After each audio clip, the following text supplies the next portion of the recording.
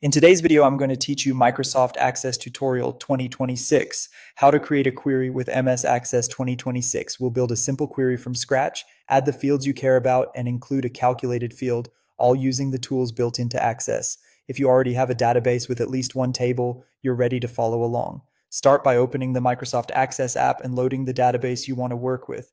If you see the start screen, choose your existing database file so Access opens it to the main window. Make sure you know which table contains the data you want to analyze because we'll point the query to that table in a moment. Next, go to the Create tab on the ribbon and select Query Design. This opens a new query in Design View and immediately shows the Show Table dialog. Here, double-click the table or tables that contain the fields you want to use. If your calculation needs fields from more than one table, add each of them now. You'll see them appear as boxes at the top of the window. When you're done, close the Show Table dialog. Now add the fields you want to see in your results. In the table boxes, double-click each field to drop it into the design grid at the bottom. You can also drag fields if you prefer. The order left to right in the grid is the order the columns will appear when you run the query, so arrange them as needed. To create a calculated field, click the first empty field cell in the grid and type your expression.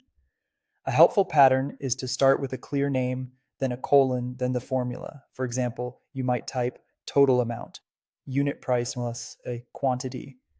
Use square brackets around field names and standard operators for math. You can also use built-in functions like rounding or date math if your scenario requires it. If you'd rather not type the expression by hand, open the expression builder.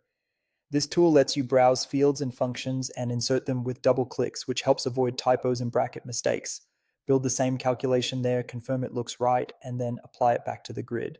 When your fields and calculation are in place, it's time to see the results. On the ribbon, click Run to execute the query. Review the datasheet that appears. If you see unexpected values or an error in the calculated column, switch back to Design View and adjust the expression or included fields. Finally, save your work. Click the save icon and give the query a clear, descriptive name so you'll recognize it later, or use your standard save keyboard shortcut. That's it. Your query is ready to reuse, refine, and share.